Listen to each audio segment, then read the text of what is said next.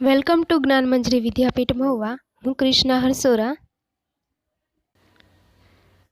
ગયા લેક્ચરમાં આપણે પ્રજનન વિશેની વાત કરી હતી કે પ્રજનન છે એ શું છે, તો કે પ્રજનન એવી ક્રિયા છે કે જે જાતિઓનું સાતત્ય જાળવી રાખવા માટે આવશ્યક છે. પછી પ્રજનનના આપણે બે પ્રકારો વિશે અભ્યાસ કર્યો હતો. એક હતું લિંગી પ્રજનન અને બીજું છે અલિંગી પ્રજનન.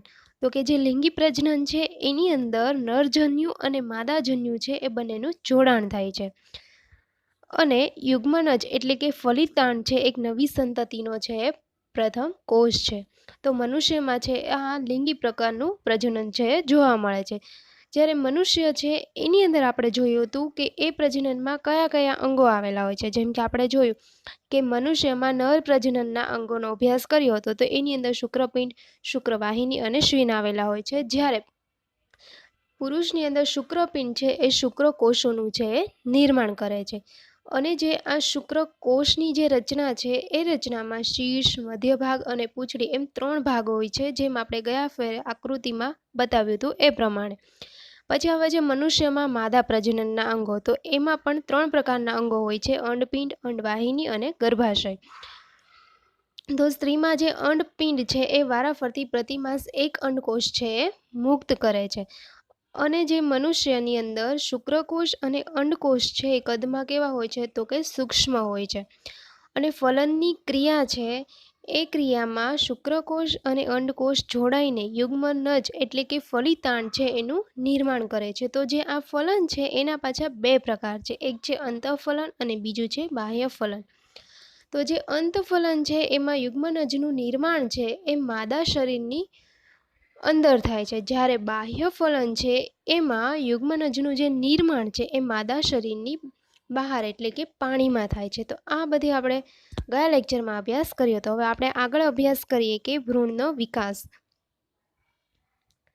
તો કે ફલનના પરિણામ સ્વરૂપે યુગ્મનજનું નિર્માણ થાય છે. તો એ આપણને ખ્યાલ જ છે કે ફલનના પરિણામ સ્વરૂપે તે યુગ્મનજનું નિર્માણ થાય છે, જે વિકાસ પામીને ભ્રૂણમાં પરિવર્તિત થાય છે.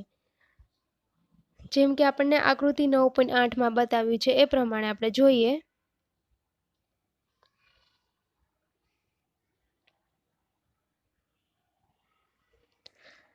આ આકૃતિમાં આપણે જોઈ શકીએ છીએ કે યુગ્મનજનું નિર્માણ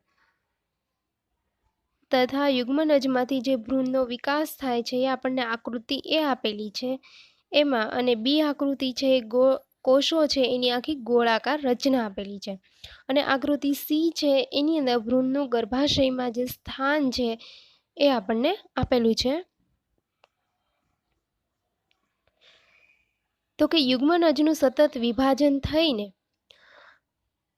કોષોની ગોળાકાર રચનામાં ફેરવાય છે. એટલે કે જ્યારે યુગ્મનજનું નિર્માણ થાય છે એ નિર્માણ થાયને પછી એનું પાછું વિભાજન થાયને શેમાં ફેરવાય છે, તો કે કોષોની ગોળાકાર રચનામાં. જેમ આપણને આકૃતિ બી બતાવી છે એ પ્રમાણે અહીંયા આપણે જોઈએ છે કે જે આ છે એ યુગ્મનજ છે એનું પછી વિભાજન થાય છે અને આ રીતના કોષ છે એમાં ફેરવાય છે. આકૃતિ બી આપી છે એ પ્રમાણે. ત્યારબાદ કોષો છે એ સમૂહ બનાવે છે, જે વિકાસ પામીને પેશીઓ તથા શરીરના અંગો તરીકે વિકાસ પામે છે. એટલે કે આજે આપણને ગોળાકાર કોષ આપ્યો છે કે આ યુગ્મનજનું નિર્માણ થયું, એ નિર્માણ થઈ અને એનું વિભાજન થઈને આ કોષમાં પરિવર્તન થાય છે. અને એ કોષો છે ઘણા બધા કોષોનો સમૂહ બનાવે છે. એ સમૂહ બનાવીને પછી વિકાસ પામીને પાછી પેશીઓ અને શરીરના અંગો તરીકે છે એ વિકાસ પામે છે. તો આ જે વિકાસ પામતી જે આખી રચના છે એ રચનાને કહેવાય છે ભ્રૂણ. ભ્રૂણ છે ગર્ભાશયની દિવાલ પર ચોંટી જાય છે અને વિકાસ પામ્યા કરે છે. જેમ કે આપણને આકૃતિ સી આપેલી છે એમાં આપણને બતાવ્યું છે કે આ રીતે જે ગર્ભાશયની દિવાલ છે એ દિવાલની સાથે છે એ ભ્રૂણ છે ચોંટી જાય છે અને પછી ધીમે ધીમે છે એ વિકાસ પામે છે. તો ગર્ભાશયમાં ભ્રૂણ છે એનો સતત વિકાસ છે થતો રહે છે અને ધીરે ધીરે વિવિધ શારીરિક અંગો જેવા કે હાથ, પગ, માથું, આંખો, કાન વગેરે છે એ વિકસિત થઈ જાય છે. અને ભ્રૂણની એ અવસ્થા કે જેમાં બધા જ શારીરિક અંગોની ઓળખ થઈ શકે છે તેને કહેવાય છે ગર્ભ. જેમ કે આપણને આકૃતિ 9.9ની અંદર બતાવ્યું છે એ પ્રમાણે જ્યારે ગર્ભનો વિકાસ છે પૂર્ણ થાય છે ત્યારે માતા છે નવજાત શિશુને છે જન્મ આપે છે. તો અહીંયા આપણને આખી આકૃતિ બતાવી છે તો કે એ આખો ગર્ભાશય છે એની અંદર ગર્ભમાં આકૃતિ છે બતાવી છે. આ રીતે છે એ શિશુનો જન્મ છે થાય છે. તો હવે આપણે જોઈએ કે મરઘીનું બચ્ચું છે જન્મ કઈ રીતે લે છે. તો આપણે જોઈએ કે મરઘી છે એમાં અંતઃફલન થાય છે. તો શું મરઘી છે એ મનુષ્ય અને ગાયની જેમ બચ્ચાને જન્મ આપે છે? તમે જાણો છો કે મરઘી છે બચ્ચાને જન્મ આપતી નથી. તો પછી મરઘીનું બચ્ચું છે કઈ રીતે જન્મ લે છે? તો ચાલો આપણે એની જાણકારી મેળવીએ.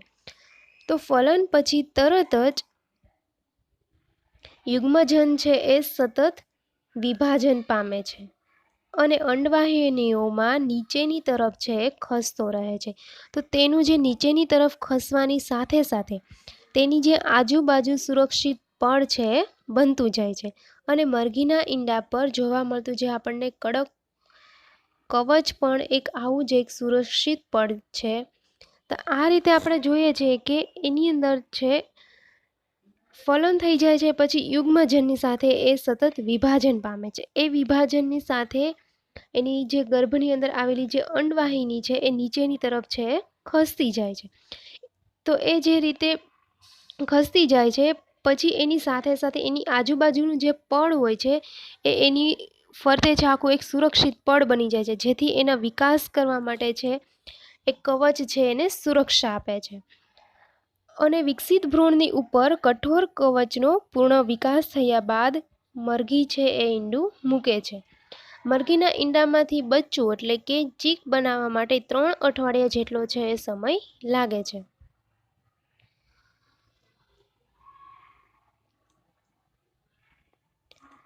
તો પર્યાપ્ત ગરમી મળી રહે તે માટે ઈંડા પર બેઠેલ મરઘીને તમે જોઈ હશે. એટલે કે આપણે જોઈએ કે ઈંડાની ઉપર છે મરઘી બેઠેલી હોય આપણે ઘણીવાર જોઈએ છે. તો એ શું કામ? તો કે એ જે એનું ઈંડું છે એને જરૂરી પૂરતી જે ગરમી છે એ મળી રહે એટલે કે એનો વિકાસ છે ઝડપથી થાય એટલા માટે છે એ ઈંડા ઉપર છે મરઘી આપણને બેઠેલી જોવા મળે છે. શું તમે જાણો છો કે ઈંડાની અંદર બચ્ચાનો વિકાસ છે આ પ્રક્રિયા દરમિયાન જ થાય છે? તો બચ્ચાનો જે સંપૂર્ણ વિકાસ થયા પછી કવચ છે એ તૂટે છે અને બચ્ચું છે બહાર આવે છે. તો બાહ્ય ફલન કરતા પ્રાણીઓમાં ભ્રૂણનો વિકાસ છે માદાના શરીરની બહાર થાય છે અને ભ્રૂણ છે અંડાવરણની અંદર છે એ વિકાસ પામે છે અને ભ્રૂણના વિકાસ થયા બાદ ઈંડું છે એ તૂટે છે. તમે તળાવ અથવા ઝરણામાં દેડકાના અનેક ટેડપોલ તરતા જોયા છે. એટલે કે આપણે જોઈએ કે તળાવ અથવા ઝરણું જાય તો ત્યાં દેડકાના ટેડપોલ એટલે કે જે દેડકા છે એના ઈંડા કહેવાય એને, એનું નામ છે ટેડપોલ. તો આ છે એ આપણે તરતા જોયા હોય છે. હવે આપણે આગળ જોઈએ અપ્યપ્રસવી અને અંડપ્રસવી પ્રાણીઓ. તો કે એ પ્રાણીઓ છે એમાં બચ્ચાઓ છે કઈ રીતે જન્મ લે છે? તો આપણે જાણ્યું છે કે કેટલાક પ્રાણીઓ બચ્ચાને જન્મ આપે છે જ્યારે કેટલાક પ્રાણીઓ છે એ ઈંડા મૂકે છે જે પછી શિશુમાં પરિવર્તિત થાય છે. એવા પ્રાણીઓ કે જેઓ સીધો જ બચ્ચાને જન્મ આપે છે તેને કહેવાય છે અપ્યપ્રસવી પ્રાણીઓ. તો કે અપ્યપ્રસવી પ્રાણીઓ કેને કહેવાય? તો કે એવા પ્રાણીઓ કે જેઓ સીધા જ બચ્ચાને જન્મ આપે છે તેને કહેવાય છે. અને જે પ્રાણીઓ છે એ ઈંડા મૂકે છે તેને કહેવાય છે અંડપ્રસવી પ્રાણીઓ. તો અહીંયા આપણને છે 2 વ્યાખ્યા જોવા મળે છે. નીચે આપેલ પ્રવૃત્તિની મદદથી તમે એ વાતને સારી રીતે સમજી શકશો કે અપ્યપ્રસવી અને અંડપ્રસવી પ્રાણી છે તો એ બંને વચ્ચે શું ભેદ જોવા મળે છે એટલે કે શું તફાવત જોવા મળે છે. તો એ આપણે નીચેની પ્રવૃત્તિ દ્વારા સમજીએ.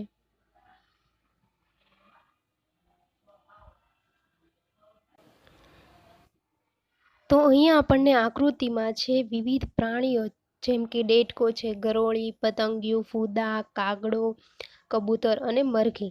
તો આ બધા પ્રાણીઓ છે એના બધા ઈંડાની આકૃતિ આપેલી છે. તો એ આકૃતિમાં આપણે જોઈ શકીએ કે બધા પ્રાણી છે તો એ બધાના ઈંડા કેવા છે? તો કે અલગ અલગ પ્રકારના હોય છે. તો આ જે પ્રાણીઓના જે ઈંડા છે એ અંડપ્રસવી પ્રાણીઓ કહેવાય છે. તો હવે આપણે આગળ જોઈએ કે અંડપ્રસવી અને એ કોને કહેવાય છે? તો કેટલાક પ્રાણીઓના ઈંડા છે એકત્રિત કરવા સહેલા છે, કારણ કે તેમની માતા છે એ શરીરની બહાર છે એ ઈંડા મૂકે છે. જે પ્રાણીઓના ઈંડા એકત્રિત કરવામાં તમે સફળ રહ્યા છો તો તે પ્રાણીઓ અંડપ્રસવી પ્રાણીઓના ઉદાહરણ છે. પરંતુ તમે ગાય, કૂતરા, બિલાડીના ઈંડા છે એકત્રિત નહીં કરી શકો. એવું એટલા માટે કારણ કે તે ઈંડા નથી મૂકતા. તેમનામાં માતા પૂર્ણ વિકસિત શિશુને છે જન્મ આપે છે. તો આ છે અંડપ્રસવી પ્રાણીઓના ઉદાહરણ. તો અહીંયા આપણને ઉદાહરણ આપ્યા છે કે અંડપ્રસવી પ્રાણીઓના ઉદાહરણ કયા કયા છે અને અંડપ્રસવી પ્રાણીઓના ઉદાહરણ છે એ કયા કયા છે. તો આ બધા જે ઈંડા મૂકી શકે છે એવા જે પ્રાણીઓ છે એને કહેવાય અંડપ્રસવી પ્રાણી, અને આ જે બધા પ્રાણી છે એ કહેવાય છે અંડપ્રસવી પ્રાણીઓ. તો હવે તમને ખ્યાલ આવી જ ગયો હશે કે અંડપ્રસવી અને અંડપ્રસવી પ્રાણીઓના ઉદાહરણ કયા કયા છે. તો એવા બીજા ઉદાહરણ તમે શોધી શકો છો. હવે આપણે જોઈએ કે શરીરમાંથી પુખ્ત સ્વરૂપ છે એ કઈ રીતે થાય છે. તો કે નવજાત જન્મેલા પ્રાણી અથવા ઈંડા છે તૂટવાથી એમાંથી નીકળેલા પ્રાણી ત્યાં સુધી વૃદ્ધિ કરતા રહે છે જ્યાં સુધી તે પુખ્ત ન થઈ જાય. એટલે કે એની વૃદ્ધિ કરવાની શરૂઆત થાય છે ત્યારે ક્યાં સુધી વૃદ્ધિ કરે છે, તો કે જ્યાં સુધી એ પુખ્ત ન થઈ જાય ત્યાં સુધી.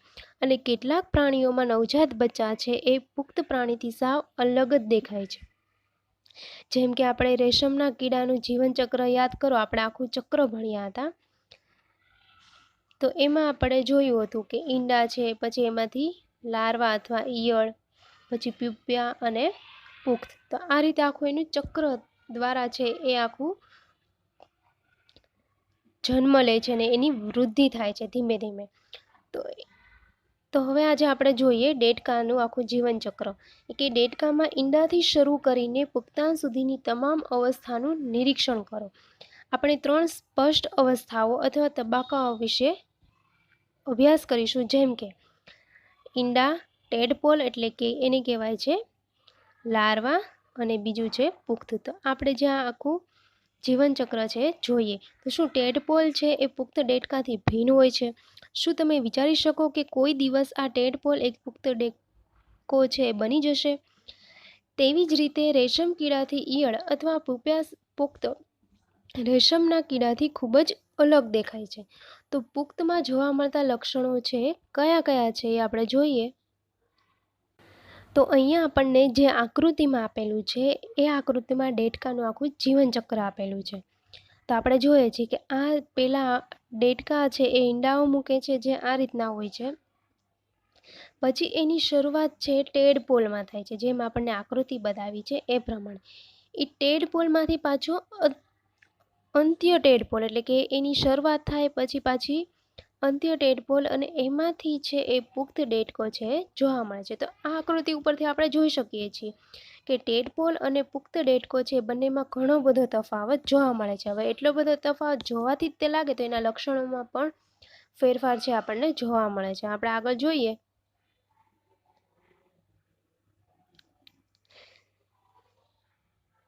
કે નવજાતમાં જોવા નથી મળતું. તો પછી ટેડપોલ અથવા ઈયળનું ત્યારબાદ શું થાય છે? તો કે તમે એક સુંદર ફૂદા છે એને અંડઘરમાંથી બહાર નીકળતા જોયા હશે. તો ટેડપોલ છે એ રૂપાંતર પામીને પુખ્ત દેડકામાં ફેરવાઈ જાય છે, જેમ આપણે આકૃતિમાં જોયું એ પ્રમાણે, જે કૂદી શકે છે અને તરી પણ શકે છે. તો કેટલાક વિશેષ પરિવર્તનોની સાથે ટેડપોલનું છે એ પુખ્તમાં રૂપાંતર થવાની જે ક્રિયા છે એને કહેવાય છે કાયાંતરણ. તો આપણે જોઈએ કે જ્યારે એ ટેડપોલમાં હોય છે ત્યારે એટલું બધું કૂદી શકતું નથી કે તરી નથી શકતું, પણ જ્યારે એનું રૂપાંતર થઈને જ્યારે એ પુખ્ત દેડકામાં ફેરવાઈ જાય છે એટલે કે એનામાં થોડું ઘણું પરિવર્તન આવે છે. એ પરિવર્તન છે એટલે કે ટેડપોલનું જ્યારે પુખ્તમાં રૂપાંતર થવાની જે ક્રિયા છે એ ક્રિયાને કહેવાય છે કાયાંતરણ. તો જેમ જેમ આપણે મોટા થઈએ છીએ તેમ તેમ આપણે શરીરમાં કેવા પરિવર્તનો જોઈ શકીએ છીએ. શું તમે વિચારો છો કે આપણું પણ કાયાંતર થાય છે? મનુષ્યમાં જન્મ સમયથી જ નવજાત શિશુમાં પુખ્ત જેવા શારીરિક અંગો છે આવેલા હોય છે. તો અત્યાર સુધી આપણે જોયું કે લિંગી પ્રજનન, તો એની વિશેની આ બધી વાત હતી. પહેલો પ્રકાર આપણે પૂરો થયો. હવે આ બીજો પ્રકાર છે પ્રજનનનો, અલિંગી પ્રજનન. તો હવે આપણે એની વિશે વાત કરીએ. તો અત્યાર સુધી આપણે પ્રજનન ક્રિયાઓનો અભ્યાસ એવા પ્રાણીઓમાં કર્યો કે જેનાથી આપણે પરિચિત હતા, કે આપણે આ બધા પ્રાણી છે તો જે આપણે રોજિંદા જીવનમાં જોઈએ છીએ, એટલે કે જેને આપણે જાણીએ છીએ. તો એની રીતે એમાં કઈ રીતે પ્રજનન થાય છે એની વિશેનો અભ્યાસ કર્યો. તો હવે આપણે જોઈએ કે આપણે એવા પ્રાણીઓનો અભ્યાસ કરીશું કે જે અત્યંત નાના પ્રાણીઓ છે, જેવા કે હાઇડ્રા તેમજ સૂક્ષ્મદર્શી પ્રાણી જેમ કે અમીબા. તો એ બધામાં પ્રજનન છે એ કેવા પ્રકારે થતું હશે? શું તમે તેઓની પ્રજનન કરવાની જે રીત છે એ તમે જાણો છો? તો નથી જાણતા, તો આપણે આજે એનો વિશે અભ્યાસ કરીએ.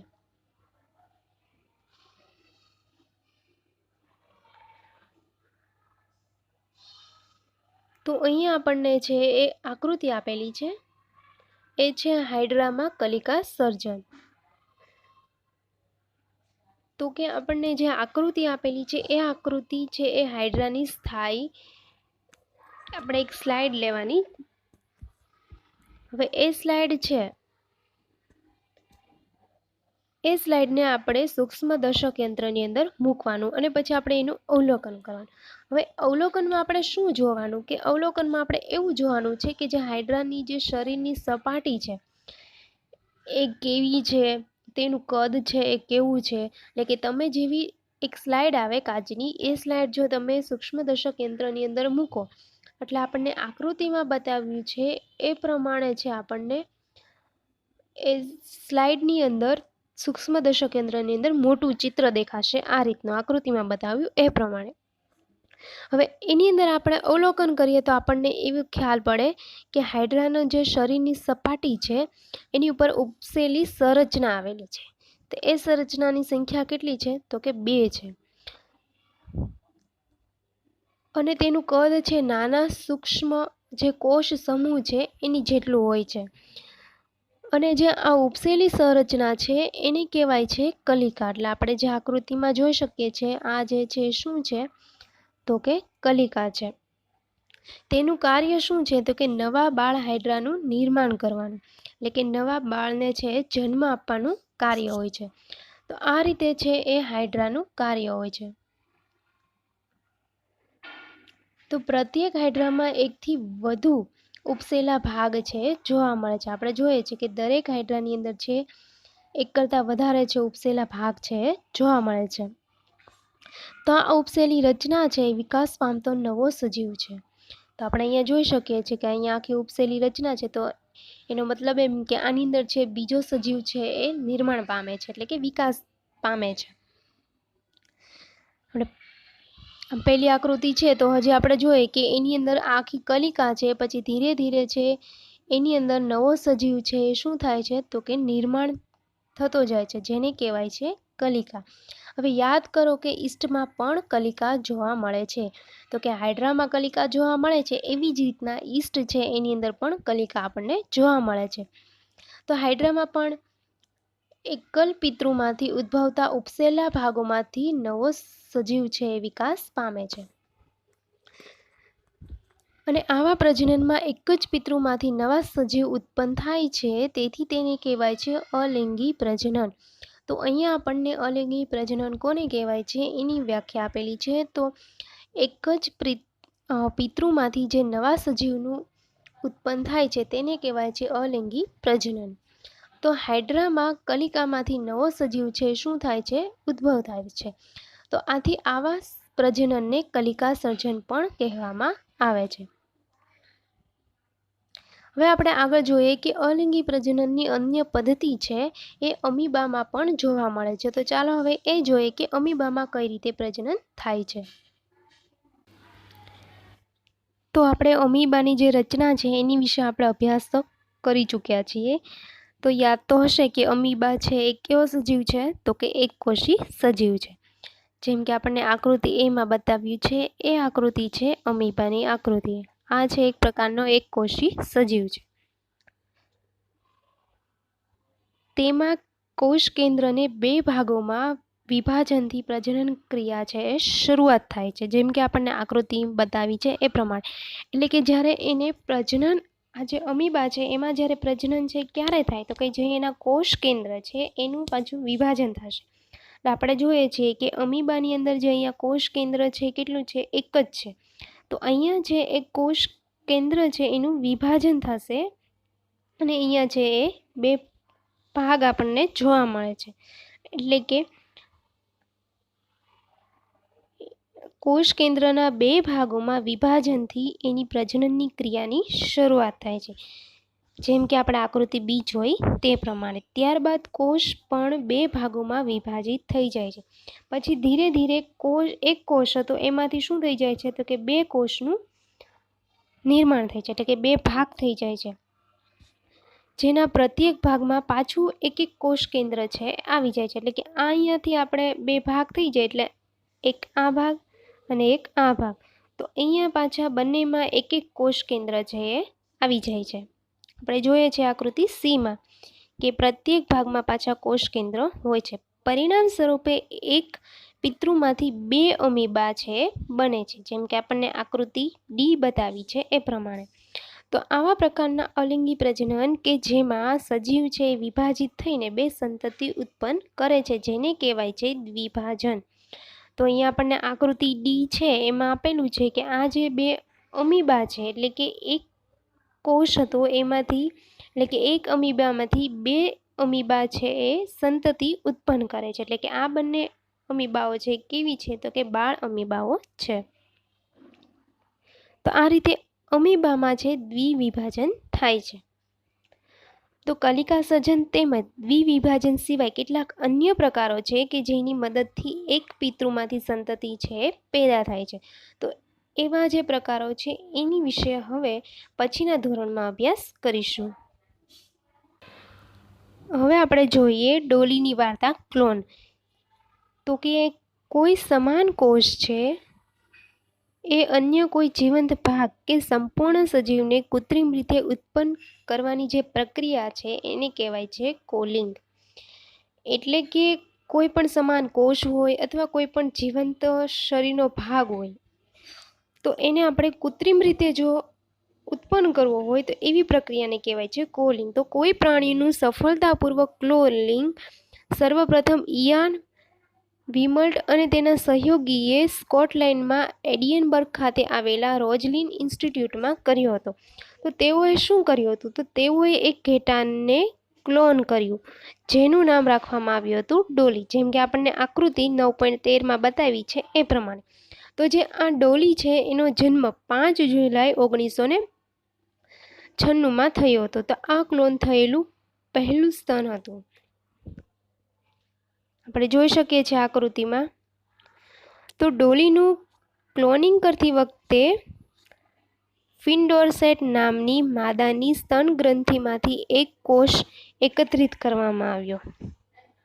એટલે આપણે જોઈએ છીએ કે આ જે ફિનડોરસેટ છે એ માદા છે એની સ્તન ગ્રંથિ છે એમાંથી એક કોષ એકત્રિત કરવામાં આવ્યો. એ જ સમયે બ્લેકફેસ ઈવમાંથી અંડકોષ પણ એકત્રિત કરવામાં આવ્યો. એટલે કે જે આ બ્લેકફેસ ઈવ છે એમાંથી અંડકોષ એકત્રિત કરવામાં આવ્યો. તો અંડકોષમાંથી કોષ કેન્દ્ર દૂર કરી દેવામાં આવ્યું. ત્યારબાદ ફિનડોરસેટ છે એ ઘેટાના સ્તન ગ્રંથિમાંથી લેવામાં આવેલ કોષનું જે કોષ કેન્દ્ર છે એ સ્કોટિશ બ્લેકફેસ ઈવના કોષ કેન્દ્ર વગરના કોષ કેન્દ્રમાં અંડકોષમાં દાખલ કરવામાં આવ્યું. તો આ રીતે આખી પ્રક્રિયા કરી અને આ રીતે ઉત્પન્ન થયેલા જે અંડકોષ છે એને સ્કોટિશ બ્લેકફેસ ઈવમાં દાખલ કરવામાં આવ્યો અને અંડકોષનો વિકાસ છે સામાન્ય સ્વરૂપે થયો અને પછી છે ડોલીનો જન્મ થયો. તો સ્કોટિશ બ્લેકફેસ ઈવ છે એ ડોલીને જન્મ આપ્યો હતો, પરંતુ ડોલી છે એ ફિનડોરસેટ ઘેટા જેવી દેખાતી ન હતી કે જેમાંથી કોષ કેન્દ્ર લેવામાં આવ્યું હતું, કેમ કે જે સ્કોટિશ બ્લેકફેસ ઈવના અંડકોષમાંથી કોષ કેન્દ્રને દૂર કરી દેવામાં આવ્યું હતું, જેથી ડોલીની અંદર જે સ્કોટિશ બ્લેકફેસ ઈવ છે એનું કોઈ લક્ષણ છે જોવા ન મળ્યું. તો આપણે જોઈ શકીએ છીએ આકૃતિમાં કે જે આ ડોલી છે એનું અંદર છે આ જે આકૃતિમાં બી બતાવ્યું છે એના લક્ષણ છે જોવા નથી મળતા. બરાબર. તો એનું કારણ અહીંયા આપણને આપેલું છે, કારણ કે એના અંડકોષમાંથી કોષ કેન્દ્ર છે એને દૂર કરી દેવામાં આવ્યું હતું એટલા માટે. તો ડોલી એક ફિન ડોર્સેટ ઘેટાની તંદુરસ્ત ક્લોન હતી જેને પ્રાકૃતિક લિંગી પ્રજનન દ્વારા અનેક સંતતિઓને જન્મ આપ્યો. દુર્ભાગ્ય રીતે ફેફસાના રોગના કારણે ડોલી છે એ 14 ફેબ્રુઆરી 2003 છે ત્યારે મૃત્યુ પામી હતી. તો ડોલીના મૃત્યુ પછી સસ્તનમાં ક્લોન બનાવવાના અનેક પ્રયત્નો છે કરવામાં આવ્યા, પણ ઘણા બધા તો જન્મ પહેલાં જ મૃત્યુ પામ્યા તથા કેટલાક જન્મ બાદ તરત જ મૃત્યુ પામ્યા. તો ક્લોનવાળા પ્રાણીઓમાં જન્મ સમયે ઘણીવાર છે અનેક છે વિકૃતિ આપણને જોવા મળે છે. તો આ ક્લોનિંગની પ્રક્રિયા એવી છે કે એની અંદર કાંઈક વિકૃતિ જોવા મળે છે, અથવા એ જન્મ પહેલાંથી મૃત્યુ પામી જાય છે, અથવા જન્મ બાદ છે તરત મૃત્યુ પામી જાય છે. એટલે કે વિકૃતિ જોવા મળે એટલે આપણે જોયું કે ઉપરની આકૃતિમાં આપણને બતાવી છે કે એના લક્ષણો છે કે આ જે ડોલી છે એના લક્ષણો છે એ જેવા દેખાય છે, બી જેવા દેખાતા નથી, કારણ કે આ જે બીના અંડકોષમાંથી એનું જે કોષ કેન્દ્ર છે દૂર કરવામાં આવ્યું એટલે એનામાં લક્ષણ એકના જ દેખાય છે, એટલે કે એનામાં એવી વિકૃતિ આવે છે. તો આખી ક્લોનિંગની પ્રક્રિયા છે. તો હવે આપણે જોઈએ કે અત્યાર સુધીમાં શું શીખ્યા. તો આપણે જોયું કે પ્રાણીઓ છે બે રીતે પ્રજનન કરે છે, એક છે લિંગી પ્રજનન અને બીજું છે અલિંગી પ્રજનન. પછી લિંગી પ્રજનન છે કોને કહેવાય, તો કે નર અને માદા જન્યુઓના જોડાણ દ્વારા જે થતા પ્રજનન છે એને કહેવાય છે લિંગી પ્રજનન. અંડપિંડ, અંડવાહિની તથા ગર્ભાશય છે એ માદાના પ્રજનનના અંગ છે, જ્યારે નર પ્રજનનના અંગો કયા કયા છે, શુક્રપિંડ, શુક્રવાહિની અને શ્રીન. જ્યારે અંડપિંડ છે એ માદાજન્યુ ઉત્પન્ન કરે છે જેને કહેવાય છે અંડકોષ, અને શુક્રપિંડ છે એ નરજન્યુ ઉત્પન્ન કરે છે જેને કહેવાય છે શુક્રકોષ. અંડકોષ અને શુક્રકોષના જોડાણને કહેવાય છે ફલન, અને ફલિત અંડકોષને કહેવાય છે ફલિતાંડ. તો માદાના શરીરમાં થતા જે ફલન છે એને કહેવાય છે અંતઃફલન. એના ઉદાહરણ કયા કયા છે, તો કે મનુષ્ય, અન્ય પ્રાણીઓ જેવા કે મરઘી, ગાય અને કૂતરા, એવા બીજા ઘણા ઉદાહરણો છે. અને જે ફલન જે માદાના શરીરની બહાર થાય છે તેને કહેવાય છે બાહ્ય ફલન. તો એના ઉદાહરણ કયા કયા છે, ડેટકા, માછલી, તારા માછલી એટલે કે સ્ટારફિશ, તો એ બધા છે એના ઉદાહરણ છે. જેમ કે મોટા ભાગે છે એ પાણીમાં જોવા મળે છે, ત્યાં આ બાહ્ય ફલન છે વધારે જોવા મળે છે.